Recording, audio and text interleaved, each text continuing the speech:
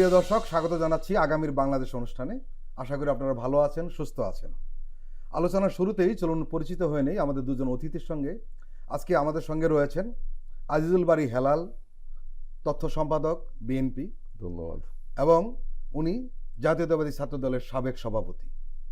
আরও রয়েছেন ডক্টর আতিক মুজাহিদ, যুগ্ম আহ্বায়ক, জাতীয় নাগরিক কমিটি। আপনাদের দুজনকে স্বাগত। জি, ধন্যবাদ। আমরা শুরুতেই যাব আজিজুল বারী হেলালের কাছে। আপনি প্রায় 40 বছর ধরে রাজনীতিতে জড়িত এবং জাতীয়তাবাদী ছাত্র দলের মধ্যে বিশাল সংগঠনের সভাপতির দায়িত্ব আপনি পালন করেছেন দীর্ঘদিন, এবং এই দলের আপনি সাধারণ সম্পাদকও ছিলেন। আপনার বিরুদ্ধে 204টি মামলা ছিল। রাজনীতিতে বিতর্ক থাকবে, রাজনীতিতে বিভিন্ন দলের বিভিন্ন কৌশল হবে, এটা কিন্তু স্বাভাবিক, গণতন্ত্রে এটাই হয়। কিন্তু বাংলাদেশের বর্তমান যে পরিস্থিতি, সেখানে সাধারণ মানুষ রাজনৈতিক দলগুলোর ভিন্ন মত দেখতে চায়, কিন্তু বিভেদটা দেখতে চায় না। কিন্তু আমরা একটা জিনিস লক্ষ্য করছি, বিএনপি এবং জাতীয় নাগরিক কমিটি এবং বৈষম্য বিরোধী ছাত্র আন্দোলন অনেকটা মুখোমুখি দাঁড়িয়ে গেছে। একজন আরেকজনের বিরুদ্ধে কঠোর ভাষায় বক্তব্য রাখছে। আপনারা সবাই তো স্বৈরাচারের বিরুদ্ধে একসঙ্গে লড়েছেন। বিএনপি এবং জামাত স্বৈরাচারের হেন কোনো নির্যাতন নেই যেটার শিকার হয়নি। যদি তাই হয়, তাহলে এই বিভেদ কেন? যে আপনি যেটা বলছেন যে বৈষম্য বিরোধী এবং নাগরিক ঐক্যের সাথে বিএনপির তর্ক বিতর্ক বিরোধ, আমি কিন্তু এইরকম কোনো তর্ক বিতর্ক বিরোধ দেখি না। কারণ প্রথম হলো পলিটিক্সের ডিসকোর্স থাকে, ভিন্ন ডিসকোর্স, পলিটিক্যাল ন্যারেটিভস থাকে, পলিটিক্সের রেটরিক থাকে, বিভিন্ন বয়ান থাকে, এবং এই সমস্ত তর্ক বিতর্কের ফলে কিন্তু নতুন কিছু জন্ম নেই, যেটা আগামী বাংলাদেশ, আগামী রাজনীতিকে এগিয়ে নিয়ে যায়। কিন্তু সমস্যা যেটা হয় সেটা হলো এই সমস্ত তর্ক বিতর্কের ফলে যে পরাজিত ফ্যাসিবাদ, যে পরাজিত মাফিয়া, এই মাফিয়ার অপকর্মগুলো ঢেকে যাচ্ছে। এই একটা সমস্যা। আর একটা সমস্যা যে নাগরিক কমিটি এবং আপনার যে বৈষম্য বিরোধী ছাত্র আন্দোলন, এরা তো এখনো রাজনৈতিক দল হয়ে ওঠেনি। এরা এখনো প্রকাশ করছে না সামাজিক শক্তি বা প্রেশার গ্রুপ, এবং তারা বলছে যে তারা সামাজিক শক্তি বা প্রেশার গ্রুপ হিসাবে। সুতরাং তারা আমাদের ভবিষ্যৎ প্রজন্ম, তাদের সাথে তো ডিবেট, আলোচনা সমালোচনা হবে, তার ফলেই তো একটি জ্ঞান এবং প্রজ্ঞার উদ্ভব হবে, যা দিয়ে দেশ পরিচালনা হবে। আরেকটি বক্তব্য আপনি বললেন যে জামাতের সাথে বিরোধ। এখন তাকে আমাকে পরিষ্কার হতে হবে যে এই যে নাগরিক কমিটি আর এই যে বৈষম্য বিরোধী, এটা কি জামাতের কোনো অঙ্গ সংগঠন না এক্সটেনশন রূপ?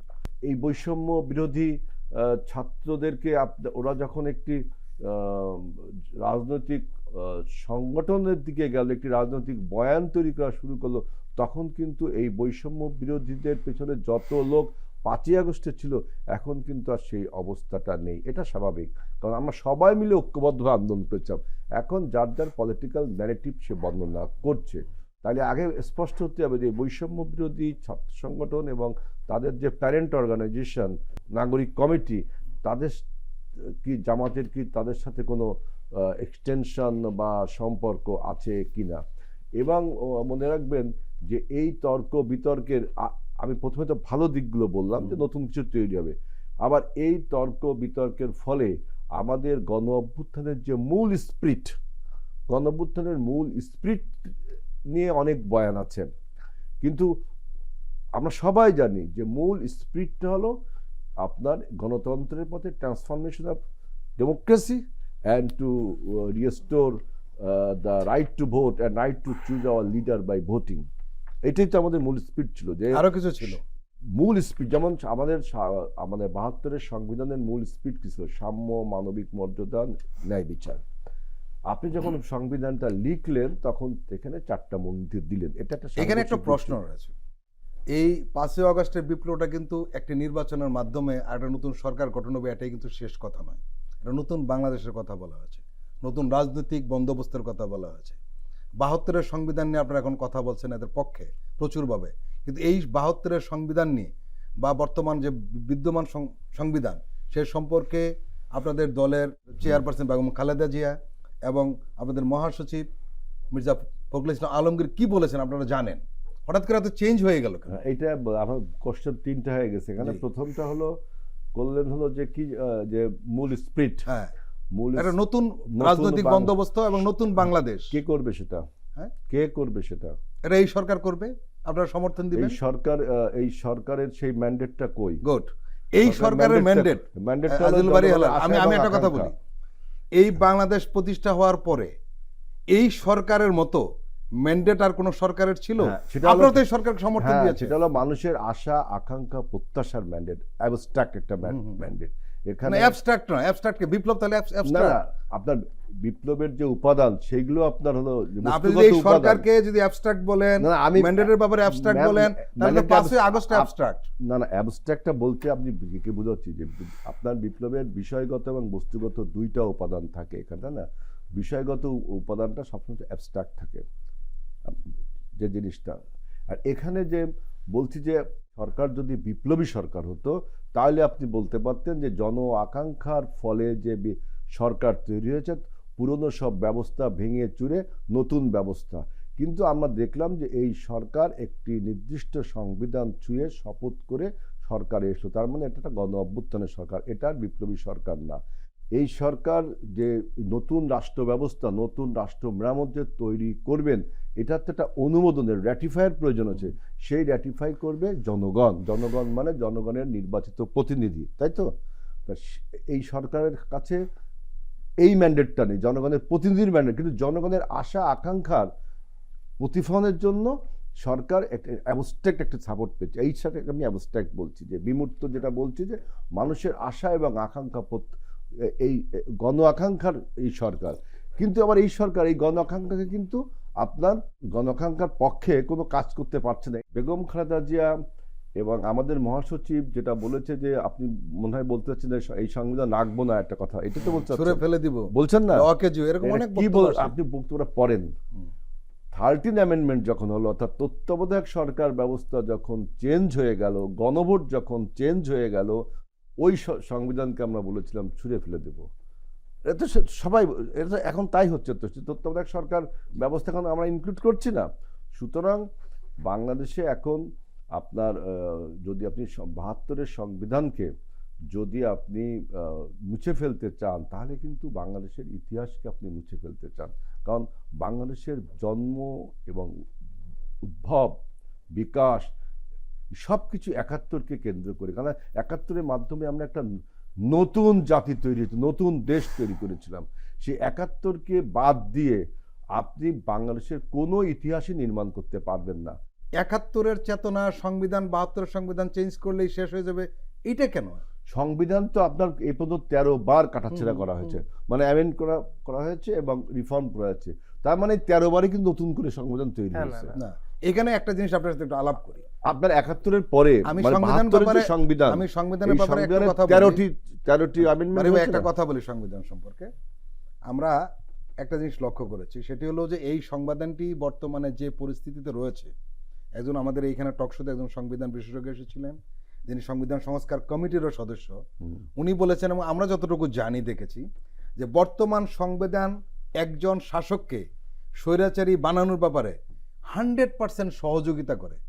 এবং আপনি সে যখন স্বৈরাচার হয়ে উঠবে, আপনি বলতে পারবেন না যে সংবিধানের বাইরে গিয়ে সে স্বৈরাচারী হয়ে উঠেছে। এটাকে সংশোধন করতে হবে, না হলে আর যেই আসুক না কেন আরেকজন হাসিনা হয়ে সেই উঠবে। সংশোধনের কথা তো বিএনপি সবার আগে বলেছে। বিএনপি বলেছে না যে যখন তত্ত্বাবধায়ক সরকার ফেলে দিল, এখানে 72-এর সংবিধান রাখতে হবে, এটা বাদ দেওয়া যাবে না। রাখতে হবে। তার 72-এর সংবিধান কি আছে এখন? এবং আমরা 31টি দফা দিয়েছি দেশ গঠনে, এবং কিছু মৌলিক কথাও বলেছি। আবার বর্তমান সরকার একটি সংবিধান সংস্কার কমিশনও করেছে, সেখানেও অনেক কথা বলা হয়েছে। তার মানে কি, আপনি 72-এর সংবিধানের যে মূল স্পিরিট, সাম্য, মানবিক মর্যাদা, ন্যায় বিচার, সেটা তো এই সরকারে ঢুকিয়েছে। সুতরাং নতুন করে যদি 72 সংবিধান তো জিয়াউর রহমানও চেঞ্জ করেছেন। 72-এর সংবিধান তো আওয়ামী লীগও চেঞ্জ করেছে। ওকে ফাইন, কিন্তু আপনারা 72 সংবিধান বলতেছেন কেন? সংবিধান তো আপনারা বলতে পারেন যে বর্তমান সংবিধান, খালি 72 সংবিধানে তো জিয়াউর রহমানের কথাও থাকে না। কিন্তু না, এটা ঠিক, বাংলাদেশ জাতীয়তাবাদ শেষ। এটা ঠিক না। তাহলে 72 সংবিধানে তো বাংলাদেশ জাতীয়তাবাদ ছিল না। না, জাতীয়তাবাদ ছিল। বাংলাদেশে আমি জাতীয়তাবাদ ছিল না। আমি বলি জাতীয়তাবাদ ছিল, জাতীয়তাবাদ ডেফিনেশনে যখন লেখা হয়েছে তখন সেখানে বাঙালি কথাটা বলা হয়েছে। আমাদের সময়ও জাতীয়তাবাদ ছিল। আমরা যে সংবিধানটা প্রেসিডেন্ট জিয়াউর রহমান যেটা সর্বশক্তিমানের উপর বিশ্বাস, জাতীয়তা, তখনও ডেফিনেশনে বাংলাদেশি বলা হয়েছিল। বিতর্কটা ওইখানে ছিল। আপনার এই 71-এর স্বাধীনতা যুদ্ধের পর যে সংবিধানটি রচনা হয়েছিল সেটা তো আওয়ামী লীগ নিজেও চেঞ্জ করেছে, বিএনপিও চেঞ্জ করেছে, এরশাদ সাহেবও চেঞ্জ করেছে, সব সরকারি। এই সংবিধান কোনো ধর্মগ্রন্থ না যেটা চেঞ্জ করা যাবে না। এটা যুগের সাথে তাল মিলিয়ে আপনাকে এটাকে সংবিধানকে তৈরি করতে হবে। কিন্তু প্রশ্ন জাগে তখন আপনি বলেন যে 72-এর সংবিধানকে ছুঁড়ে ফেলতে হবে, তখন অনেকের মনে হয় যে কি মুক্তিযুদ্ধকে ছুঁড়ে ফেলতে চায়? আমাদের জন্মের যে অস্তিত্ব, আমাদের অস্তিত্বকে কি ছুঁড়ে ফেলতে চায়? এইটা কিন্তু বিএনপি না, কোনো বাংলাদেশের কোনো সাধারণ জনগণ যারা একমাত্র যারা স্বাধীনতা বিরোধী ছিল তাদের কোনো বক্তব্য থাকতে পারে, কিন্তু যারা বাংলাদেশের মুক্তিযুদ্ধকে ওন করে বা 100% লোক ওন করে, বাংলাদেশে এখন 100% লোক মুক্তিযুদ্ধকে ওন করে। সুতরাং আপনি যদি বলেন যে 72-এর সংবিধান মুজিবীয় সংবিধান, তখন তো আওয়ামী লীগও এই কথা বলতো যে মুজিবীয় সংবিধান, আওয়ামী লীগও বলতো। আপনারা বলেন না যে 72 সংবিধান মুজিবের সংবিধান? 72-এর সংবিধান মুজিবীয়, 72-এর সংবিধান যে করা হয়েছিল সেই সংবিধান ত্রুটি বিচ্যুতি নিয়ে আমরা কথা বলেছি। ডক্টর আতিক মুজাহিদ, আজিজুল বারী হেলাল উনি কথার মাঝখানে একটা কথা বলেছেন, এটা একটু গুরুত্বপূর্ণ। সেটা হলো আপনি লক্ষ্য করেছেন রাজনীতিতে কিন্তু এক ধরনের মেরুকরণ বা ব্র্যাকেট বন্দি করা হয়েছে। এই বিষয়টি নিয়ে আমরা এই টক শোতে কথা বলেছিলাম আরেকদিন। সেটি হলো বিএনপি এবং কিছু বাম সংগঠন এবং তার যে 12 দলীয় জোট, এরা একটি গ্রুপ। আরেকটি গ্রুপ হলো জামাতে ইসলামী, হেফাজতে ইসলামী, বৈষম্য বিরোধী ছাত্র আন্দোলন, জাতীয় নাগরিক কমিটি, এবি পার্টি, এরম একটি গ্রুপ। এটা আমরা রাজনৈতিক বিতর্কের জন্য বিতর্ক নয়, মানুষ এভাবেই ভাবছে। প্রশ্ন হলো এই ধরনের বিভাজনটা কেন হলো? এবং উনি আরেকটি মারাত্মক প্রশ্ন করেছেন, সেটা হলো যে অঙ্গ সংগঠন কিনা জামাতে বি টিম কিনা। গত কয়েকদিন আগে কথা বলতেছিলাম এক ভাইয়ের সাথে, উনি বলতেছিল যে আমার এক প্রফেসরের, তখন আমি একটা উক্তি দিচ্ছিলাম যে আমাদের ভিতরে মতান্তর থাকবে কিন্তু মনান্তর থাকবে না। যেটা হয়েছে যে আমাদের মতের ভিন্নতা থাকতে পারে কিন্তু আমাদের মনের ভিন্নতা নাই, কারণ we all are anti fascist forces. এখন পলিটিক্সে তো স্ট্যান্ডবাজি সবাই করে। রাজুল বাড়ি ভাইকে বলতেই হবে তার পলিটিক্সের খাতিরে যে এরা আমাদের এন্টি ফোর্স, কারণ পলিটিক্স হলো ভোটের রাজনীতি, সবাই চলে যাচ্ছে আস্তে আস্তে গ্রাজুয়ালি। তখন ইকুয়েশন শুরু হয় যে কার সাথে আমার জোট বাঁধলে আমি ভোট বেশি পাবো, সেই ভোটের জন্য কোন গ্রুপকে কোন ন্যারেটিভ দিয়ে ধাক্কা দিলে কোন দিকে আমি কি করবো। দুই ধরনের, একটা হচ্ছে মানুষ দিয়ে, আর একটা হচ্ছে ধাক্কার একটা পারসেপশন ন্যারেটিভ তৈরি করা, যে অল ফোর্স বেসিক্যালি আর এরা অ্যালাইন হচ্ছে জামাতের সাথে, যেহেতু এন্টি লিবারেশন ওর ছিল, সুতরাং এরা এই গ্রুপের সাথে বেশি মনে হয় অ্যালাইন হয়ে গিয়েছে। আমি একটা জিনিস ক্লিয়ার করে দিই সবার আগে, সেটা হলো যে রাষ্ট্রটা এখন কোন লেভেলে আছে। রাষ্ট্রটা বেসিক হলো যে ভাই যে বলছে এটা একটা ডিস্ট্রাকশন হয়ে গেছে। আমি আস্তে আস্তে দেখলাম যে অনেক ধ্বংস হয়ে গেছে, তাই না, বিটিভিতে। তার মানে একটা রিফর্ম দরকার, তার মানে একটা রিফর্ম স্টেজে আসছে বিটিভি, রাইট? তো সেম জিনিস রাষ্ট্রটাকে এই মাফিয়া সরকার বলেন, ফেসিস্ট বলেন, খুনি হাসিনা বলেন, সেই গত 17 বছরে রাষ্ট্রের কিছুই রাখেনি, কমপ্লিটলি ডিস্ট্রাকশন করেছে। সেটাকে এখন রিফর্ম স্টেজে ফেজে আছে। রিফর্ম ফেজে এসে দুইটা গ্রুপ আমাদের লেগে গেছে, একটা হচ্ছে এক্সিস্টিং সিস্টেম থাকবে কিনা, আর হচ্ছে না রিফর্ম চাই কিনা। এইটাতে আসে তো আপনার পোলারাইজেশন হয়ে গেছে। ইস্যুটা অন্য জায়গায় না, ইস্যুটা হচ্ছে কি এক্সিস্টিং সিস্টেম কন্টিনিউ করবো ইন দ্য নেম অফ কি বলে কনস্টিটিউশনাল কন্টিনিউয়েশন। 72-এর সংবিধান বলেন না যাই বলেন, যে রিফর্ম করার দরকার নেই, অল্প একটু করে আপনি ছেড়ে দেন। আর এক গ্রুপ বলতেছে না, আমরা দেখেছি অনেক রক্ত ঝরেছে গত এই 52 থেকে শুরু সব জায়গায় ধরেছে, আমাদের একটা রাষ্ট্রের নতুন সেটেলমেন্ট দরকার। আপনি কি বলতে চাচ্ছেন বিএনপি এক্সিস্টিং সিস্টেমটাকে বহাল রাখতে চায়? আমার কাছে মনে হয় কিছু কিছু ক্ষেত্রে বিএনপি শুধু বিএনপি আমার কাছে 3টা স্টেক হোল্ডার বলতেছে। আমি যদি বলি, 1 নম্বর হচ্ছে ফরেন স্টেক হোল্ডার যারা আছে, তারাও চাচ্ছে কন্টিনিউশন তাদের স্বার্থের জন্য। 2 নম্বর হচ্ছে রিজিওনাল যারা পাওয়ার হোল্ড করে জিওগ্রাফিক্যালি, তারাও চাচ্ছে, কারণ কাইন্ড অফ সেম টোনই কথা বলে। 3rd হলো যে আমাদের এখানকার পলিটিক্যাল পার্টি যারা জানে যে তাদের পাওয়ারের সাথে খুব কমপ্লিট পাওয়ার লাগবে। কেন বলে একটা উদাহরণ দেখেন, এই ফরেন রিজিওনাল পাওয়ারটা গত 3 টার্মে কাকে সার্ভ করছে? আওয়ামী লীগকে সার্ভ করছে। এবং আমরা দেখেছি যত ন্যারেটিভ ডেভেলপ হয়েছে বাংলাদেশে, সবগুলোকে বলা হয়েছে জিয়াউর রহমান পাকিস্তানি চর, স্ট্রেইটলি ইন্ডিয়ান ভার্সন হচ্ছে কি পাকিস্তানি চর। সেই লোকই যদি আজকে আমাকে নতুন করে জ্ঞান দিতেছে কিভাবে, যে জিয়াউর রহমান অনেস্ট, লাস্ট যদি স্পেস দেখেন ইন্ডিয়ার ভার্সন দেখেন, Ziaur Rahman honest, freedom fighter, বাংলাদেশের জন্য অনেক কিছু তাহলে কি ভাই 5 মাসের মধ্যেই ন্যারেটিভ চেঞ্জ হয়ে গেল? এত 17 বছর ধরে তো চেঞ্জ হলো না। তাহলে আমি এটাকে সন্দেহের দৃষ্টিকোণে কি দেখবো না? তাদের ন্যারেটিভ, তারা আবার যদি বলে যে এই সরকার ম্যান্ডেটহীন, অবৈধ, ইন্ডিয়ান ভার্সন, আমরা যদি নির্বাচিত সরকার তাদের সাথে সম্পর্ক ডেভেলপ করবো, তার মানে কোশ্চেনটা কোন জায়গায়? নির্বাচনটা কোশ্চেন তাদের কাছে, নাকি বাংলাদেশের মানুষের কাকে তারা চাচ্ছে, তাদের ইন্টারেস্ট সার্ভ করার জন্য কাদের? সুতরাং এখানে বিএনপির সাথে যদি আমি একটু কথা বলি, যেখানে ডিসএগ্রিমেন্টের জায়গা নেই। আমাদের 5 আঙ্গুল হচ্ছে অ্যান্টি ফ্যাসিস্ট মুভমেন্টে ছিলাম। এই 5 আঙ্গুলের মধ্যে আমাদের কি থাকবে? এক আঙ্গুল যদি নষ্ট হয় আমরা কিন্তু ভাত খেতে পারবো না ভাই। সব আঙ্গুলকে নিয়ে রাষ্ট্রের জন্য কিছু আমাদের বেসিক রিকনসিলিয়েশন জরুরি, রিফর্ম জরুরি। এখন আমি ওনাদের কোশ্চেন ছড়ে দিতে পারি আসলে ওনারা কি রিফর্ম চায় কিনা, 1 নম্বর কোশ্চেন বাড়ি ভাইকে, ওনারা আসলে বিচার চায় কিনা, সংস্কার চাই গেলে কতটুক চায়। হ্যাঁ, তো যদি না হয় তাহলে কোন জায়গাতে? আর হচ্ছে 2 নম্বর বি টিম। আমি বি টিমের কথা বা জামাত ঘনিষ্ঠতা কিনা আমাদের নাগরিক কমিটি, দলিত শ্রেণী জীবনে বাংলাদেশে কোনো জায়গায় আমি আমার জানা নেই যে বাংলাদেশে কোনো পার্টিতে দলিত, যাদেরকে আমরা মেথর মুচি এইগুলো ডোম বলি, এই শ্রেণী থেকে কখনো প্রতিনিধি কোনো পার্টিতে বা কোনো কমিটিতে ছিল আমার জানা নেই। আমরা একমাত্র সেখানে দলিত থেকে শুরু করে একদম হেফাজত সব লেভেলের লোকজনকে নিয়ে, যেটাকে বল ইনক্লুসিভ বাংলাদেশপন্থী রাজনীতি, মধ্যমপন্থী রাজনীতি, কোনো আদর্শিক না। কারণ আমি পড়াশোনা করে দেখতেছিলাম যে 2টা রেভলিউশন আইডিয়ালিস্টিক ধরা, একটা আমেরিকান রেভলিউশন স্টাইল, একটা ফ্রেঞ্চ রেভলিউশন স্টাইল।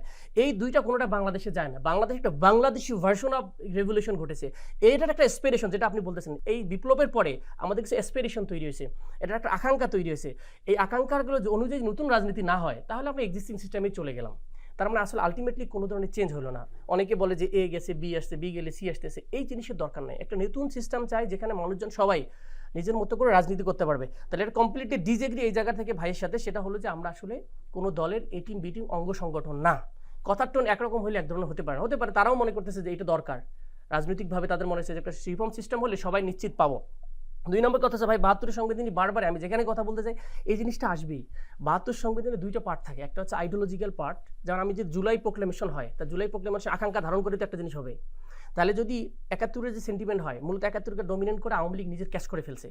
তো তাদের মতো করে আমি বলছিলাম একদিন যে সব সম্ভবত একটা আওয়ামী লীগের একটা জনসভাতে উল্লেখ করেছে যে আমাদের মতাদর্শ 4টা, এবং এটি মুজিববাদ গুগল করলেই পাওয়া যায়। এটা খুবই ইজি একটা জিনিস। সে 4টা পয়েন্ট আছে, সে 4টাকে মূলনীতি বানাই দেওয়া হয়েছে। তো সেটা আইডিওলজিক্যালি কখনো বিএনপিকে সার্ভ করে না। এই সংবিধানের যে আইডিওলজিক্যাল পার্ট সেটা কখন বিএনপি সার্ভ করে। সেকেন্ড হচ্ছে স্ট্রাকচারাল পার্ট, যেটা হচ্ছে একটা মানে শাসনতন্ত্র কীভাবে চলবে আমাদের রাষ্ট্রটাতে, সেই জায়গাতে যে সিস্টেমগুলো ডেভেলপ করা হয়েছে, এটা না হলে প্রথম বাকশাল তৈরি হয়েছে কার মাধ্যমে? এই সংবিধান থেকেই তো হয়েছে নাকি? 72-এর পরে তো বাকশাল হয়েছে। তাহলে আমরা এটার এমন কিছু এলিমেন্ট আছে যেটা আমাকে বাকশাল করতে সহযোগিতা করে। এবং থার্ড আছে শেখ হাসিনা তো সংবিধানের দোহাই দিয়ে তো বাকশাল ছিল তার। এটা কি এই সংবিধান দোহাই দিচ্ছে না? আপনি এক্সিস্টিং সেম সিস্টেমকে রেখে আপনি বলতেছেন। অ্যান্ড থার্ড, আমরা ওনাদের উত্তর দেবো। আমি 31 দফা আজকে ভালো করে পড়ে আসছি, আসলে 31 দফায় কী আছে। 31 দফাতে বারবার বিগিনিং যে বক্তব্যটা আমাদের ওয়েবসাইটেই দেওয়া আছে, সেখানে বলতেছে যে এই সংবিধানের অযৌক্তিক মৌলিক যেগুলো সংবিধান, সেগুলো আমরা সংশোধন, সেগুলো আমরা কী করবো? ছুঁড়ে ফেলবো, সংবিধান সংস্কার কমিশন করব, পরিবর্তন করব, রহিত করব, সংস্কার করব। এটা যদি হয়ে থাকে তাহলে এই সরকার তো স্টার্ট করে দিয়েছে। এটা ইটস কাইন্ড অফ বিএনপির কন্টিনিউশন। তাহলে তো রং হওয়ার কিছু না। তাহলে সংস্কার নিয়ে কোশ্চেন নিয়ে তো আসলে বিএনপির হওয়া উচিত। তাহলে নতুন যেটা মানে রাজনীতি করতে চাই আমরা, তাহলে জুলাই বিপ্লবের উপর ভিত্তি করে রাজনীতি করতে হবে। এখন নতুন বাংলাদেশ 31 দফাকেও রিফর্ম করা উচিত আমার কাছে মনে হয়। কারণ এটা ছিল আগেই ছিল, এটা আমাদের এই আন্দোলনের আগে ছিল, যেখানে 71-এর কথা আছে কিন্তু এই জুলাই 24-এর কথা নেই। আমরা 71 ধারণ করি, আমরা 90-কে ধারণ করি, আমরা 24-কে ধারণ করি, আমরা 47-কেও ধারণ করি। কারণ 47-কে আমরা আজাদি ল্যান্ড পাইছি, এটা ল্যান্ড ছাড়া একটা বাংলাদেশ, 47 হলে বাংলাদেশই ছিল না, পুরো পাকিস্তান হয়েছিল। এরপরে 71 ডেফিনেটলি এটা আমাদের স্বাধীনতা দিয়েছে, কিন্তু আমাদের বাংলাদেশ দেয়নি। কারণ স্টেট হিসাবে একটা স্টেটে যা থাকা দরকার সেটা আসলে 53 বছর ধরে স্টেট হয়নি। আমি ভাইকে চ্যালেঞ্জ করে বলতে পারবো, ওনারা বলুক তো বাংলাদেশে একটা প্রতিষ্ঠান উনি বিশ্বাস করে যে এই প্রতিষ্ঠানটা নিউট্রাল আছে, এই প্রতিষ্ঠান স্বচ্ছ আছে, এই প্রতিষ্ঠানে গিয়ে ইভেন একটা হসপিটালে গিয়ে বিশ্বাস হয় না এই ডাক্তারটা আসলে কি কোন জায়গায় ডাক্তার আমাকে মেরে দিবে কিনা, না হলে তো আমার বাইরে যায় কেন ট্রিটমেন্ট নিতে হয়। এই কারণে একটা ভাই সিস্টেম ডেভেলপ করে, একটা প্রতিষ্ঠান বানান যে প্রতিষ্ঠান লং টার্মে সার্ভ করবে। কেন আমাদের এই জিনিসটা থেকে বের হয়, নতুন এক্সিস্টিং সিস্টেম থেকে বের হয়েছে একটা রিফর্ম সিস্টেমে আসা হচ্ছে সবার জন্য, এবং এটা বিএনপির জন্য ভালো। আদারওয়াইজ আইডিওলজিক্যালি বিএনপির 2 ধরনের মানুষ সমাজে কথা চলেছে, একটা হচ্ছে তারেকপন্থী, একটা হচ্ছে ভারতপন্থী। সো আমরা আসলে তারেকপন্থী মানে হচ্ছে বাংলাদেশপন্থী। আমরা বাংলাদেশের লোকজন বাংলাদেশপন্থী রাজনীতি চাই। তো সে জায়গা থেকে আইডিওলজিক্যাল ন্যারেটিভ জিয়াউর রহমানের যেটা ছিল বাংলাদেশপন্থী, সে রাজনৈতিক দর্শনটা আমরা এখন আসলে বিএনপির মাঝে আরও বেশি প্রচারণা আমরা চাই, যেটা পাইনি আমি। ন্যারেটিভ তৈরি হয়নি, সুতরাং তাদের সময় দরকার। 2 নম্বর হচ্ছে স্ট্রাকচারালি যদি কোনো সাস্টেনেবল প্রতিষ্ঠান না হয় তাহলে লং রানে এগেইন কেউ ফেসিস্ট হতে পারে এবং ওনাদেরকে পালায় যেতে হতে পারে। তাহলে আমরা যেন আবার বিচার না হয়, এইরকম না হয়। তো সুতরাং স্ট্রাকচারালি যে লংজিভিটি যদি পার্টিতে থাকতে চান তাহলে আপনারও একটা প্রতিষ্ঠান ডেভেলপ করা দরকার। সো সেই জায়গা থেকে আমার কাছে মনে হয় এ টিম বি টিম কিছু না, আমরা আসলে ফেসিস্ট অ্যান্টি ফেসিস্ট সবাই এক আছি, এবং আমাদের মধ্যে মতপার্থক্য থাকবেই, কিন্তু এর মধ্যে আমাদের নতুন রাজনৈতিক বন্দোবস্ত করতে হবে, না হলে আমরা আসলে ফেল হিসেবে, রাষ্ট্র হিসেবে ফেল হবো আর কি। প্রিয় দর্শক, আমরা একটি বিরতি নিচ্ছি, আপনারা আমাদের সঙ্গেই থাকুন।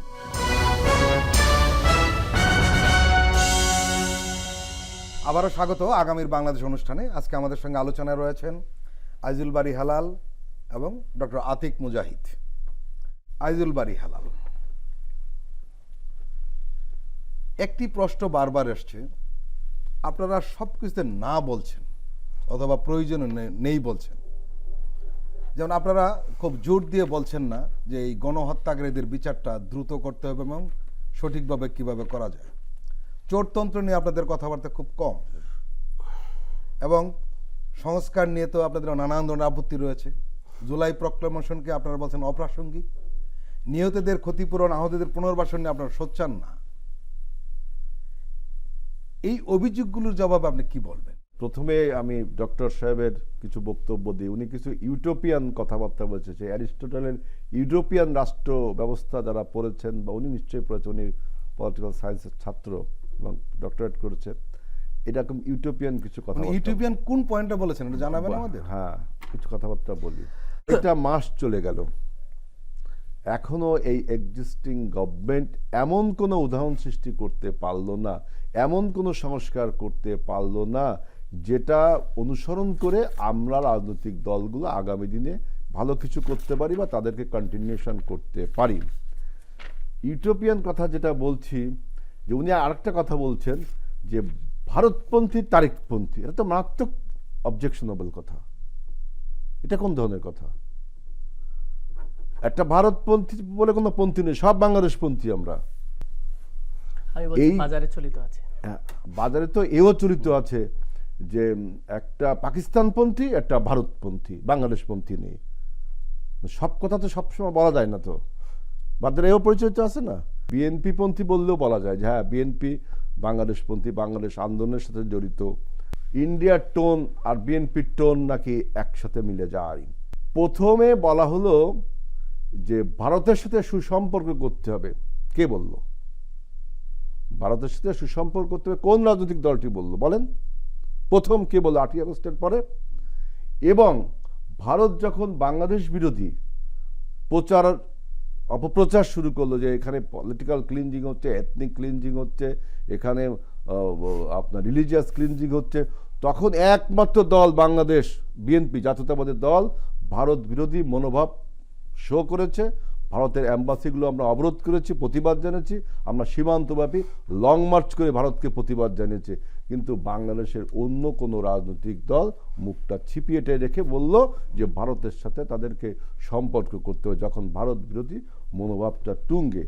আর একটা জিনিস দেখেন, যে গণ অভ্যুত্থানের আকাঙ্ক্ষা 5ই আগস্টের আগে যে আকাঙ্ক্ষা ছিল, সেই আকাঙ্ক্ষা যখন আপনি 6 মাস পরে প্রকাশ করেন, তখন সেখানে ম্যানুফ্যাকচার্ড মনে আসা আকাঙ্ক্ষাটা, এক্সাজারেশন চলে আসে, সেখানে ম্যানিপুলেশন চলে আসে। আপনি 5ই আগস্টের আগে যে আশা আকাঙ্ক্ষা ছিল আমাদের, সেই আকাঙ্ক্ষাকে প্রকাশ করছেন কতদিন পরে। এই জন্য আমরা বলছি এটা কি প্রয়োজনীয়? তারপরেও আমরা প্রয়োজনীয়তা সেটা বলছি, এটা কি প্রয়োজন ছিল? কেন প্রয়োজন নেই? কেন 5ই আগস্টে আগে তারিখ করলেন না? আগে পরে কিছু নয় না, এটা কিন্তু এটা আগে পরে বিষয়টা না, এটা ভেগ টার্ম না। আপনি একদম কারণ হলো একসময় হতে হবে তো। না, হতে হবে। আপনি প্রথমে করলেন না কেন? আগে সেটা বলেন, করলেন না। এখন যদি করতে চান, আমি বলি ভাই, আমি আপনারা তো জাতীয় সরকার যাওয়ার প্রস্তাব করেন নাই কেন? আমি বলি, আমাকে এক একটা করে শেষ করতে দেন। জাতীয় সরকারটাই বলবো। এখন আপনার 5ই আগস্টের আগে আপনি করলেন না, এখন আপনি করছেন একা কারোর সাথে আলোচনা না করে। পরে আপনার সবার সাথে আলোচনা করছেন, সরকার আবার আপনার এখান থেকে ওটা ছিনতাই করে নিয়ে গেল। প্রথমে বলেছিল প্রাইভেট ইনিশিয়েটিভ, পরে সরকার নিজেই নিয়েছিল। তখন আমি বলেছিলাম যে সরকার কি তাহলে ওই যারা প্রোক্লেমেশন অফ রেভলিউশন করতে চায় তাদের অঙ্গ সংগঠন? ওদের একটা ঘোষণাপত্র ওরা কি দেয় সেটা আমরা দেখতাম, বুঝতাম। সরকার এটা নিয়ে গেল কেন? এটা আমি বলেছিলাম। আর আমি বলছি যে আপনার 6 মাস পরে আপনি যদি কোনো অতীতের আশাকাঙ্ক্ষা প্রকাশ করতে যান, তখন সেখানে ম্যানিপুলেশন হয়, এক্সাজারেশন হয়। আপনার আপনাদের সাথে আলাপ করে এখন শোনেন, আমরা এটা বলছি এটা প্রয়োজন কেন, এবং এইটার ঐক্যের খাতিরে, যেহেতু ছাত্ররা এটা নিজেরা কথা বলে, সব ছাত্র না, এখন তো বৈষম্য বিরোধী ছাত্র স্প্লিট হয়ে গেছে, দেখছেন না? তাদের তারপরেও আমরা কিন্তু আলোচনায় বসছি, তাদের সাথে আলোচনায় বসছি শুধু ঐক্যের খাতিরে। আমরা বলছি এটার প্রয়োজনীয়তা কি, এটার আইনগত ভিত্তি কি হবে, তাই না? আমরা এই কথাগুলো বলছি। এখন বলছেন জাতীয় সরকার, জাতীয় সরকারের কথা তখন বলা হয়েছে, এর প্রমাণ কি? নাহিদ ইসলাম বলছে, কিন্তু নাহিদ ইসলাম আবার একই সাথে বলছে সে ছিল বঙ্গভবনে, সরকার গঠন হলো ক্যান্টনমেন্টে। ক্যান্টনমেন্টে যদি এই তারা সমস্ত- যায়নি ক্যান্টনমেন্টে। তারা যদি ক্যান্টনমেন্টে আচ্ছা, আপনি কি বিশ্বাস করেন না যে জাতীয় সরকার প্রস্তাব অস্বীকার করেছে বিএনপি? হ্যাঁ বা না বলেন তো দেখি। বিএনপি তো আপনার 22 সালেই বলছে যে আফটার দ্য ইলেকশন। না না, আমি একদম এই না না, 5 আগস্টের পরে। আপনি এটাকে নেসেসিটি মনে করছেন কেন? আমাদের একটা পার্টির কমিটমেন্ট আছে না, আমরা আন্দোলন করেছি এটা কমিটমেন্টের ভিত্তিতে। তো সে আমরা 17 বছর ব্যাপী আন্দোলন করেছি, 22 সালে এসে বলছি যে আফটার দ্য ইলেকশন আমরা যারা ফ্যাসিবাদ বিরোধী আন্দোলনে, মাফিয়া বিরোধী আন্দোলনে সবাই মিলে জাতীয় সরকার গঠন করব, তাই না? এখন আপনি 5ই আগস্টে এসে বলছেন যে বিফোর দ্য ইলেকশন আপনাকে জাতীয় সরকার গঠন করতে হবে। সমস্যা কি ছিল?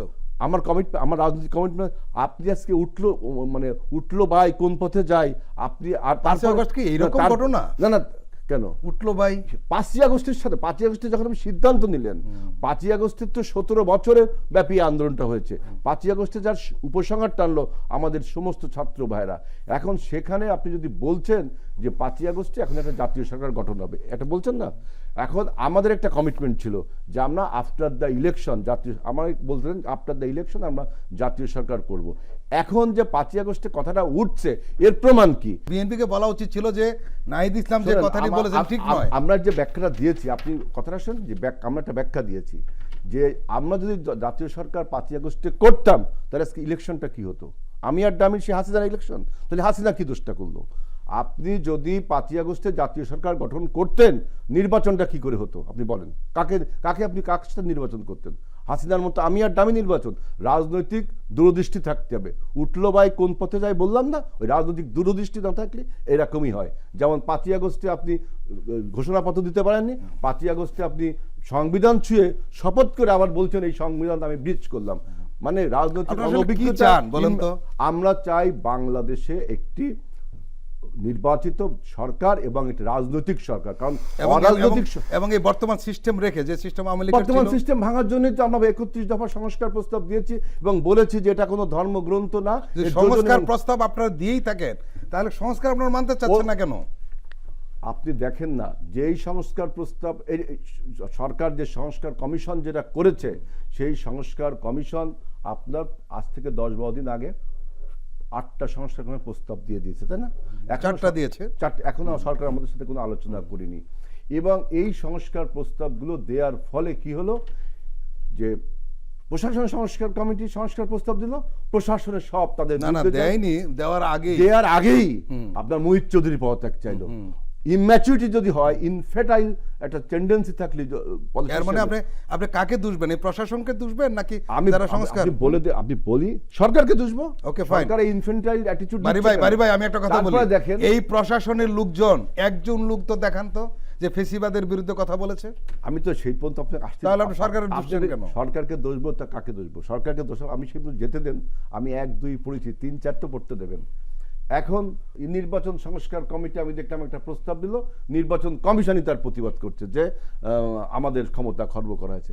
এখন আমার মনে এটা হয় চূড়ান্ত না, প্রস্তাব হতে পারে, তারপরে আলোচনা হতে পারে, তারপরেও প্রতিবাদ করতে পারে, সমস্যা নেই। আপনি শোনেন, তারপরেও আপনার এইটার প্রতিবাদ হচ্ছে না।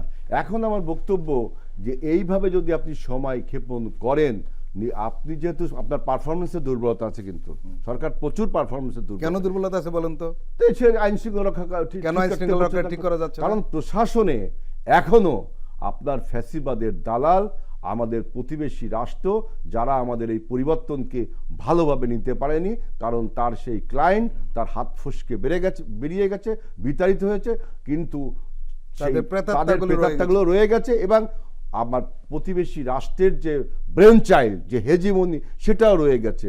সুতরাং এই প্রশাসন দিয়ে, এই ব্রেন চাইল্ড দিয়ে আপনি সংস্কার কি ইমপ্লিমেন্ট করতে চান, না বোকার স্বর্গে বসবাস করতে চান?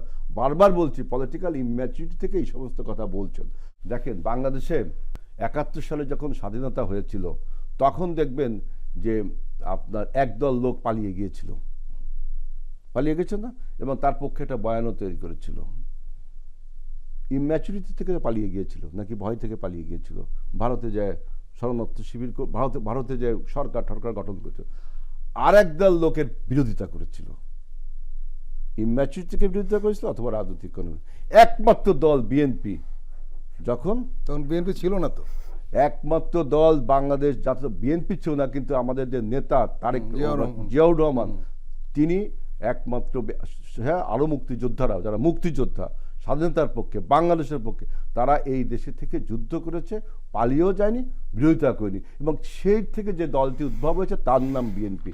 এই জন্য আমি বলেছি একমাত্র দল বিএনপি, যেটা পালিয়ে যাওয়া শক্তির সাথেও তাকে আপনি তুলনা করতে পারবেন না, আবার যারা বিরোধিতা করছে তাদের সাথেও তুলনা করতে পারবেন না। বিএনপি এই দেশে, বিএনপি বলবেন না কারণ ওই সময় বিএনপি ছিল না, বিএনপির যে প্রতিষ্ঠাতা সেটা বলতে পারেন, এবং যে মুক্তিযোদ্ধারা ছিল তারাই তো এই দলটা তৈরি করেছে। বিএনপির জন্ম কিভাবে? একদলীয় শাসন ব্যবস্থাকে ভেঙে চুরমার করে বহুদলীয় ব্যবস্থা, এবং বিএনপি প্রথম 2016 সালে দেশনেত্রী বেগম খালেদা জিয়া ভিশন 2030 দিয়েছে, আমরা 2020 সালে 27 দফা দিয়েছি, 2022 সালে আন্দোলনরত সমস্ত দলকে নিয়ে 31 দফা সংস্কার তো আমরা চাই, এবং এও বলেছি যে যেহেতু 5ই আগস্টের পরে যে আশা আকাঙ্ক্ষা তৈরি হয়েছে সেটাও এখানে ইনকর্পোরেট হবে। সুতরাং এই সংস্কার প্রস্তাব আমরাই দিয়েছি এবং বলেছি সংস্কার এবং নির্বাচন একসাথে চলতে পারে। যারা বলে যে সংস্কার না হওয়া পর্যন্ত নির্বাচন হবে না তাদেরকে চিহ্নিত করা উচিত। 111-এর সেই কুশীলবরা যারা 111-এর ফলে 2008 সালে 2008 সালে নির্বাচন কমিশন দেখেন কারা ছিল, তারা আজকে উপদেষ্টা হয়েছে, তারা বলেছিল না যে সংস্কার, কারা বলেছে তো সংস্কার ছাড়া নির্বাচন সম্ভব না। এরা তো 111-এ এই একই বয়ান তৈরি করেছিল এবং দীর্ঘসূত্রিতা করেছিল ওই সরকারের 2 বছর। সংস্কার কারা চাচ্ছে না? বিনা স্বীকৃতিরা। ভাই সংস্কার এই টার্মিনোলজিটা উদ্ভব হলো কবে থেকে? আপনি ইতিহাসটা আগে জানেন। আপনি যদি না আপনি কারেন্ট ইভেন্টে আসেন। না সংস্কার টার্মিনোলজিটা 2007 সালে যখন বলা হলো যে সংস্কার পরিবর্তন এই কথা বলে একটা অনির্বাচিত সরকারকে 2 বছর রেখেছিল, তার ফলে 17 বছরের একটা ফ্যাসিবাদ প্রসব করেছিল। ঠিক একই প্রতিধ্বনি আমি এই 24-এর গণ অভ্যুত্থানের পরবর্তীতে দেখতে পাচ্ছি। ডক্টর আতিক মুজাহিদ, এই সংকটটা কেন? এই প্রক্লেমেশন চাচ্ছে না কেউ, কেউ চাচ্ছে। আমরা দেখছি নিহতদের ক্ষতিপূরণ নিয়ে কোনো সারা শব্দ নেই, এবং সবচেয়ে বড় যে সংকটটা সেটি হলো এই সরকারকে আমরা, অন্যরা যাই বলুক না কেন, ম্যান্ডেট নিয়ে যেই প্রশ্ন উঠাক না কেন, এতে কিচ্ছু আসে যায় না। কারণ হলো এই সরকারের মতো ম্যান্ডেট বাংলাদেশে কোনো আর গভর্নমেন্ট আসেনি, কিন্তু এই সরকারের আচরণে কিন্তু তা মনে হয়নি। এই সরকার কিন্তু প্রোঅ্যাক্টিভ নয়, রিয়েক্টিভ। কোনো একটা ঘটনা ঘটে তারপরে রিয়াকশন দেয়। এই সরকারের দুর্বলতাটার কারণ কি? তারা প্রোঅ্যাক্টিভ হচ্ছে না কেন? বাংলাদেশের রাজনীতি একটা আস্থাহীনতা দীর্ঘদিন ছিল, সেটারও একটা রিফ্লেকশন। যেটা আমি এর একদিন আগে বলেছিলাম যে কোনো একটা জায়গায় মনে হইতেছে যে মনে হচ্ছে মাইনাস হয়ে যাচ্ছে কিনা। ভাই যেটা 1-11 বলার মানে কি, যে মাইনাস করা হচ্ছে নাকি, এটা তো মেইন ইস্যুস। যে এত 17 বছর ধরে আন্দোলন করলাম, আমরা আবার যদি আর একটা 1-11 সরকার ঘটে আমাদেরকে আবার 5 বছর 7 বছর মাইনাস করা হয়, these are the things, right? আমার কাছে মনে হয় এটা একটা কমপ্লিটলি অমূলক। কোনোভাবে বাংলাদেশে এই পরিস্থিতি নাই যে এখন একটা 1-11 ঘটাবে, যেখানে আওয়ামী লীগই নাই। সেকেন্ড হচ্ছে যে আমি মনে করি আমরা এই সরকারকে আমাদেরও ক্রিটিক সবার করা উচিত। সবার সরকার না, এই সরকার কেন জুলাই বিপ্লবী স্পিড ধারণ করে কাজ করতেছে না সেটা 100% কন্ডেম করা উচিত, এবং বিএনপির সাথে সবাই মিলে আমাদের ধরা উচিত যে আপনাদেরকে সবাই মিলে রক্ত দিয়ে বসাইছি, কেন আপনারা এই কাজটা করতেছেন না, এবং আপনার কেন প্রোঅ্যাক্টিভ না হয় আপনি রিঅ্যাক্টিভ হচ্ছেন কেন। এবং এমন অনেক আমাদের উপদেষ্টা আছে যারা তো সেই এটা ধারণই করে না, ফেসিসদের ছিল, তাই না? তো এই জায়গা থেকে তো আমরা দেখতেছি। আর যে একটা জিনিস আমাদের ক্লিয়ার হওয়া দরকার, এটা হচ্ছে ছাত্রদের অংশগ্রহণমূলক সরকার, ইটস নট দ্য ছাত্রদের সরকার। এবং আমি একদিন আমাদের আহ্বায়ককে জিজ্ঞেস করছিলাম, আচ্ছা আমাকে ক্লিয়ারলি বলেন তো, যতগুলো উপদেষ্টা নিয়োগ হয়েছে এই নিয়োগ দেওয়ার ক্ষেত্রে বিএনপির কোনো ধরনের ইনপুট ছিল কিনা? বলছে প্রতিটা উপদেষ্টা নিয়োগ দেওয়ার ক্ষেত্রে বিএনপির কাছে ভেটেড করা হয়েছে। তার মানে আমরা বিএনপি যদি বলে এটা আমার সরকার না, বিগিনিং থেকে রুমিনা ফারান থেকে সবাই বলছে এটা আমাদের সরকার।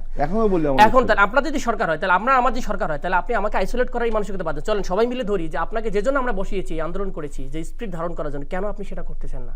ওনাদের আস্থাহীনতার জায়গা থেকে মাইনাস আমার কাছে যেটা বলছিলাম, জনগণে মাইনাস হয়ে যায় কিনা, যে এক্সিস্টিং সিস্টেম রয়েছে এই সিস্টেমে গেলেই রিজিম চেঞ্জের যে ফিলসফি যেটা বলে যে একদল গেছে আবার নতুন আরেক দল আসবে, this is not the something like that.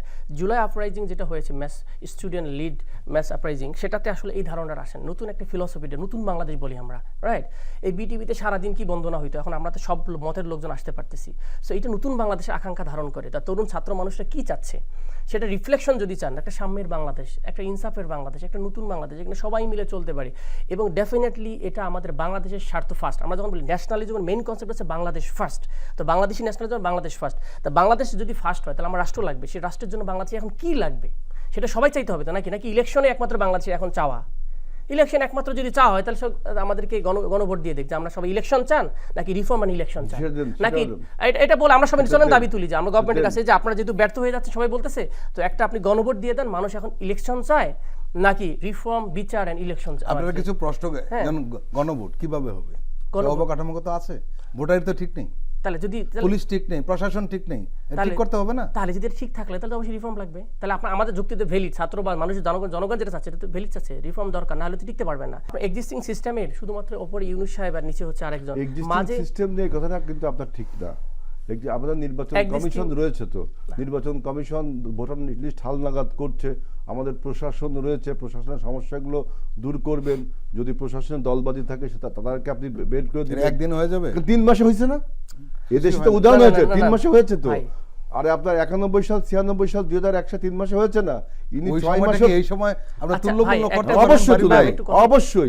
15 বছরে কি হয়েছে আপনি নিজে জানেন না, আপনি তাহলে ওনার বলে আমাকে বলতে দেন, আমি শেষ করি ওনারটা। আমার কথা হচ্ছে ওনাদের কনসেপ্ট হচ্ছে রিজিম চেঞ্জ কনসেপ্ট, আর একটা ইলেকশন তিনটা প্যারাডাইম বলা হয় আর কি, প্যারাডাইম শিফট। একটা প্যারাডাইম শিফট ছিল যে ইলেকশন বেস, সেটা আমরা 5 জানুয়ারি 7 জানুয়ারি আগে দেখছি, সবাই ইলেকশনের জন্য বয়কট করছে, সবাই বলছে বিএনপি লিড আমরা ইলেকশন চাই না, রাইট? সেটা জিনিস ফেইল হয়েছে, বুঝতে হবে যে এটা আসলে একটা কমপ্লিটলি কোনোভাবে ফেইল হয়েছে। এখন যেটা হয়েছে এই 5 আগস্টে যেটা ঘটেছে, এটা একটা বাংলাদেশ শিফটিং এর প্যারাডাইম হয়েছে, জুলাই প্যারাডাইম বলি আমরা অনেকে। এই প্যারাডাইম আসলে কি চায়, সেটা কি শুধুমাত্র এতগুলো লোক মারা গেছে ইলেকশন করার জন্য? আমি আসলে এটা বুঝি না কোনোভাবে, আমার কাছে কোনোভাবেই মাথায় কাজ করে না যে কেন এতগুলো মানুষ মারা গেলে শুধু ইলেকশন দিবে, ইলেকশন দিয়ে আরেকজন আসবে এবং সেম সিস্টেম রাখবে, যে সিস্টেমের কারণে মানুষ মারা গেল, ফেসিস্ট হইলো। এই কাঠামোর আমরা বলি শাসনতন্ত্র বা আমাদের সংবিধান, সেটাই নষ্ট, এখন পর্যন্ত ঠিক হয় নাই কারে দিয়ে ইলেকশন হবে, কি হবে, পুলিশ থেকে আমি বলেছি যে পুলিং এজেন্ট থেকে শুরু করে টপ যা আছে সব জায়গায় ফেসিস্টে 17 বছরের নিয়োগ করা আছে, আপনি তো এখন পর্যন্ত হাতই দিতে পারেন না। চলেন সব মিলিয়ে ধরি সরকারকে যে আপনি কেন এগুলো সরাইতে পারতেছেন না, that should be hour approach. কেন আমরা তো এন্টি ফেসিস্ট মুভমেন্ট, যে এই ফেসিস্ট গ্রুপ কেন এইভাবে থাকে এখানে, আমাদের কিছুই দিতে পারতেছে না, তারা শুধুমাত্র কোনো রকম তাল বাহানা করতেছে। কেন করতেছে? সচিবালয় যদি যান এখনো 30টা সচিব কেন ইনট্যাক্ট থাকে আওয়ামী লীগ, এবং দালালরা কিভাবে বসে থাকে, কিভাবে ডিসি নিয়োগ হয়, কিভাবে এখনো বঙ্গবন্ধুর ছবি জুলাই টুলাই তারা সুন্দর করে মানে বন্দনা করা শুরু করছে। তাহলে এই বাংলাদেশ তো আমরা চাই না, এটা নতুন বাংলাদেশ তরুণরা চাইছে। তা তরুণদের আকাঙ্ক্ষা কেন বাইপাস করার চেষ্টা করছে? আমার তরুণ শুধু না, এটা বাংলাদেশের মানুষের এখন আকাঙ্ক্ষা, এইভাবে চাই না। Enough is enough, we have to reform, we have to change.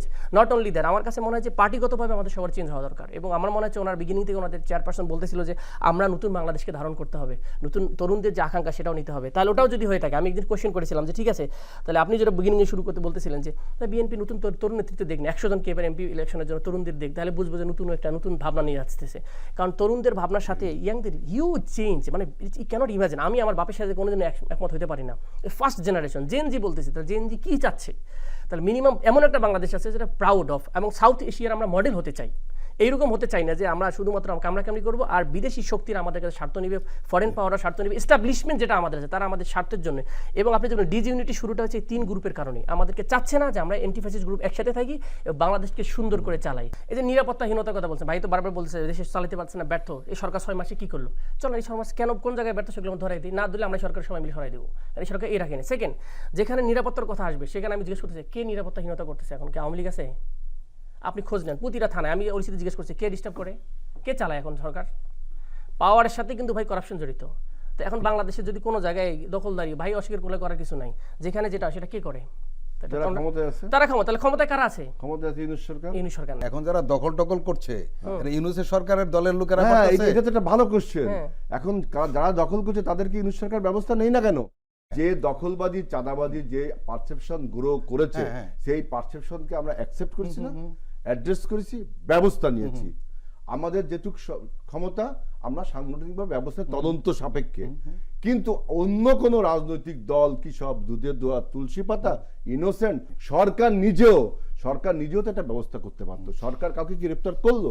সরকার কোনো ব্যবস্থা এই নিল? প্রশ্নের সাথে আমি একমত। তাহলে বিএনপি হ্যাঁ। সরকার এবং অন্যান্য রাজনৈতিক দল থেকে এক ধাপ এগিয়ে গেছে, তারা একটা স্টেপ নিয়েছে এই সমস্ত জিনিসকে মোকাবিলা করবে। আচ্ছা, ভাই এই সরকারের ব্যাপারে ভাই একটা বিষয় লিখে তুলেছে, তাহলে এই সরকার কি করলো 6 মাসে কিছু ভিজিবল জিনিস আসছে, আপনারা একটু ওয়েট করে দেখেন, না হয় তাহলে আমরা সবাই মিলে ধরবো। আগেও বলছিলাম এন্টি ফ্যাসিস্ট গ্রুপ এই সরকারকে বসে রাখার জন্য, এসি রুমে বসে রাখার জন্য করিনি আমরা।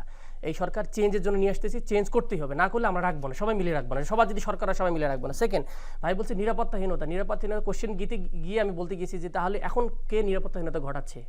নাই তো, এন্টি ফ্যাসিস্ট কেউ নাই, তাহলে কে করতেছে? যখন আপনি বললেন তখন আপনি বললেন যে দখলদার এই সেই নিয়ে আসলো কোয়েশ্চেন, সেটা ওনারা নিজেরাই ভালো করে জানেন, না হলে 1200 লোককে ফায়ার করার দরকার ছিল না দল থেকে, ঠিক আছে? তাহলে অবশ্যই করেছে, তাহলে 1200 লোকের সংখ্যাটা খুবই কম না, কিন্তু বিশাল একটা সংখ্যা যেটা দলে দেখা গেছে তারা দান্দাবাজি করেছে এবং সবাই জানে। তাহলে এই ন্যারেটিভ থেকে বের হয়ে আসুক নতুন রাজনীতি মানে কি?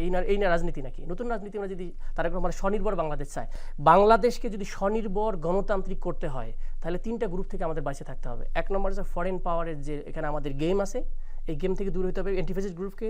2 নম্বর হচ্ছে রিজিওনাল পাওয়ার, যারা আমাদের কোনোদিনও রাষ্ট্র হিসেবে গড়ে হতে দেখতে চায় না। কারণ আমরা যদি রাষ্ট্র হয়ে দাঁড়ায় যাই, আমরা যদি স্বনির্ভর হয়ে যাই, আমরা যদি গণতান্ত্রিক হয়ে যাই, একটা রাষ্ট্র যদি সিস্টেম ট্রান্সফরমেশনটা ভালো হয়ে যায়, নির্বাচন করে সুন্দর করে গভর্নমেন্ট আসে এবং সবার মধ্যে সুসম্পর্ক থাকে এবং বাংলাদেশপন্থী রাজনীতি হয়, তাহলে ওনাদের কোনো গেইন থাকে না। এবং ফাইনালি যেটা হচ্ছে, এখানে যারা কিছু ভেস্টেড গ্রুপ আছে, ভেস্টেড গ্রুপ বলবো কিনা আমি জানি, অলিগার বলে অনেকে বলে এটা হচ্ছে এস্টাবলিশমেন্টের মধ্যে 2 গ্রুপ আছে, উত্তরপাড়া অনেকে বলে, আর্মির অনেক কিছু গ্রুপ থাকতে পারে, জানি না আমি। তারপরে আপনার এখন আমাদের এক্সিস্টিং যে সচিবালয়, এই যে সিস্টেমের কারণে বাংলাদেশকে বাংলাদেশ হয়ে উঠতে সুযোগ করে দেয় না। আমরা চাই এন্টি ফ্যাসিস্ট যত গ্রুপ আছে চলেন, আমার বাংলাদেশকে স্বনির্ভর বাংলাদেশ চাই, দলের জন্য না, আসলে বাংলাদেশের জন্য কাজ করে চলেন। এটা আমি তারেক রহমানও দেখতেছিলাম, বলতেছিল, সুতরাং চলেন let's us work for together to create a new Bangladesh, যে বাংলাদেশ প্রাউড করার মতো বাংলাদেশ, তরুণরা এই বাংলাদেশ দেখতে চায়। প্রিয় দর্শক, আমরা একটি বিরতি নিচ্ছি, আপনারা আমাদের সঙ্গেই থাকুন।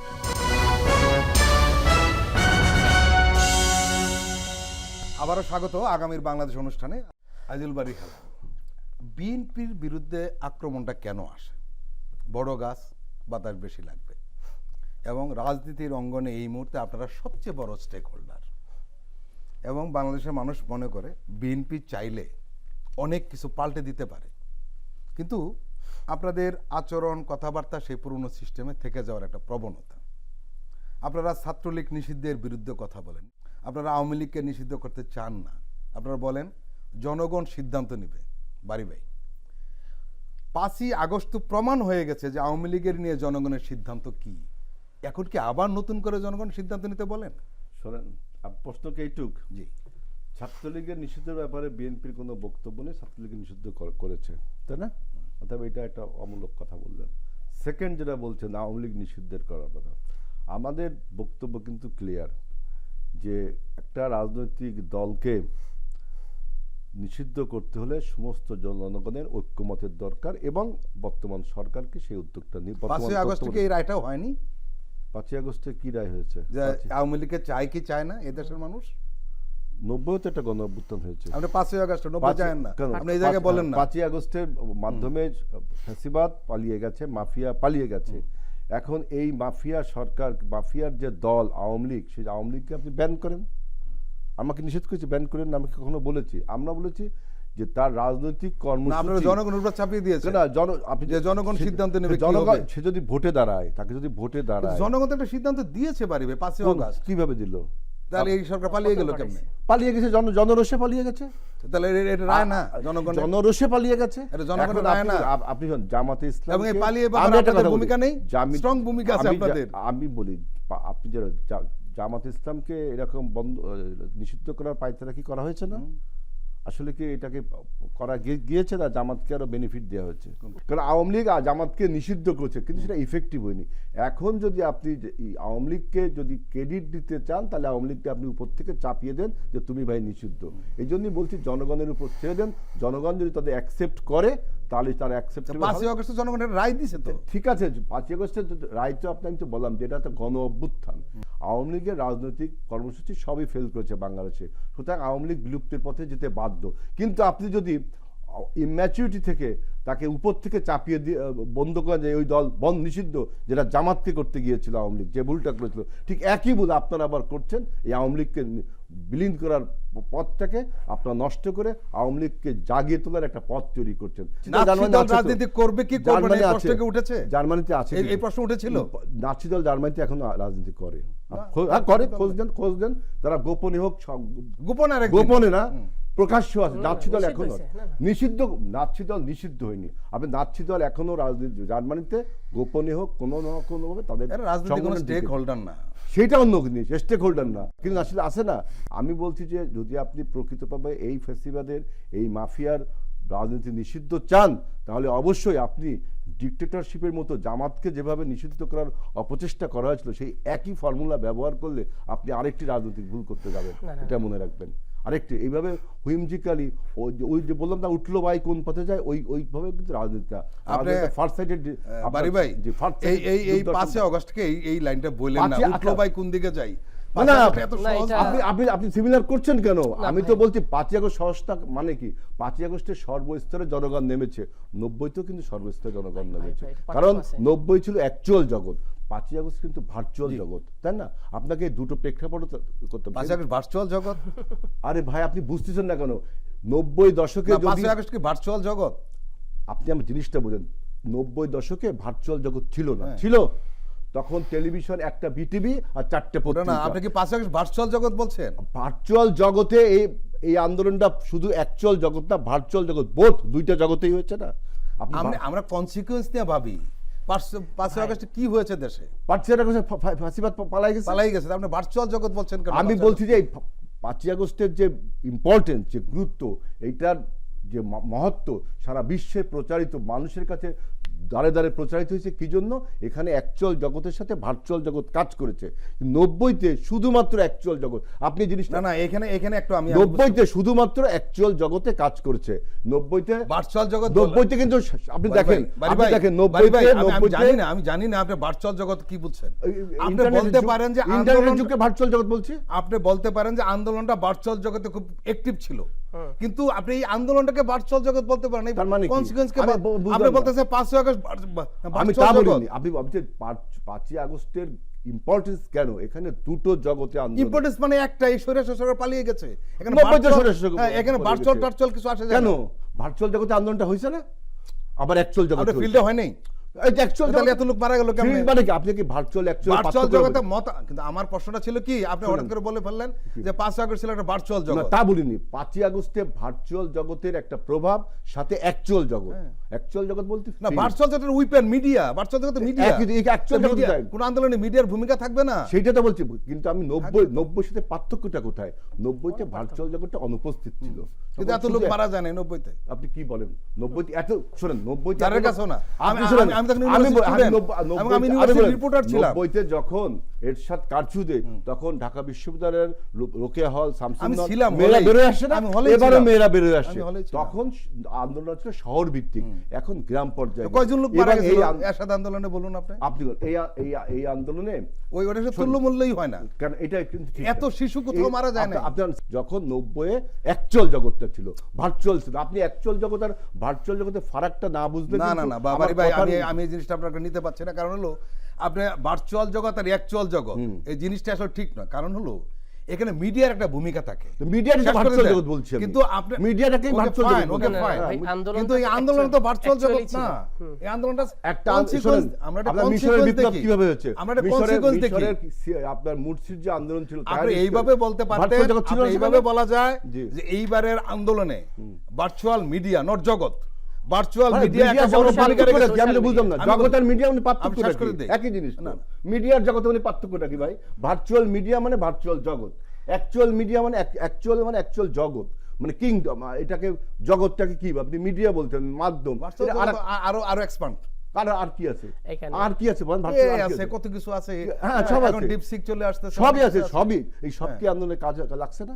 আমার কথা এখন কোন কথাটা ঠিক ফ্যাক্ট চেকিং হয়েছে না? ফ্যাক্ট চেকিং হয়েছে, এআই এর মাধ্যমে ফ্যাক্ট চেকিং হয়ে গেছে। জি, এবারে আমরা Virtual শেষ জগৎ করবো আর এখন, আমরা actual শেষ জগৎ, করবো। এই দুইটা জগৎ এবং জনগণের পার্টিসিপেশন। 90-তে জনগণের পার্টিসিপেশন শহর কেন্দ্রিক, 90-তে মেয়েদের অনেক পার্টিসিপেশন, অনেক এবারও পার্টিসিপেশন 90-এর আন্দোলনে বারি ভাই, আমি ব্যক্তিগতভাবে মিডিয়া কর্মী হিসেবে কিন্তু তৎকালীন 90 একটা ঢাকা- বিউটি হলো, সেটা 90 একটা বিউটি হলো, 90-তে যারা বিপ্লব করেছিল তারা ক্ষমতায় এসেছিল না, এবার তারা ক্ষমতায় এসেছে। এটা যৌক্তিক কিনা অযৌক্তিক এটা আরেকটা না, আমি একটা আমি কথা আরেকটা বলি, বলি, দেখেন বলি। এই 24-এর মতো গণ অভ্যুত্থানে যে যারা বিপ্লবী তারা ক্ষমতায় আসলো, আমরা রাজনৈতিক অভিজ্ঞতা থেকে বলছি, ফ্রান্সে যখন প্যারি কমিউন হয়েছিল তখন শ্রমিকরা বিদ্রোহ করেছিল, জি, আমি- শ্রমিকরা ক্ষমতায় এসে আমি শেষ করবো। 70 দিনও টিকতে পেরেছিল না, বারি ভাই। পরে আবার রাজনীতিবিদদের কাছে ক্ষমতা ছাড়তে হয়েছিল। আমি এই জন্য বলছি যে এবারের বিপ্লবের যে স্টেপ, যারা বিপ্লবী ছিল তারা ক্ষমতা নিয়েছে, এটা একটা অনন্য দৃষ্টান্ত। এটাকে আমি সমর্থন করছি, যৌক্তিক কি অযৌক্তিক সেটা জনগণ বিচার করবে। আজিজুল বারী হেলাল এবং ডক্টর আতিক মুজাহিদ, আপনাদের দুজনকে আন্তরিক ধন্যবাদ আমাদের সময় দেওয়ার জন্য। প্রিয় দর্শক, আজকের অনুষ্ঠান আমরা এখানে শেষ করছি। আপনারা ভালো থাকবেন, সুস্থ থাকবেন। আল্লাহ হাফেজ।